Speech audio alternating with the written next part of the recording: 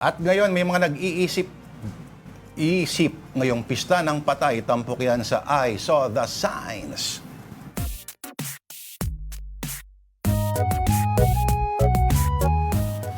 Today's edition, mga pagninilay-nilay ngayong undas. First photograph. Bakit malungkot ang undas? Kasi pag binaliktad mo, sad news. Parang nafa-flashback ako. Sad Parang nangyari na to. Oo nga eh. Parang naalala ko, lumabas pa yung sipon mo talaga. Paka-OA naman nung... Okay, next. Next. Ito. Ang hirap matakot pag ang pangalan ng multo ay Junjun. Nakita ko si Junjun, nakasilip. Mahirap nga naman kung may pasilip-silip na Junjun. Oo naman. Alam mo ba ibig sabihin ng Junjun sa ilang sectors? Ano?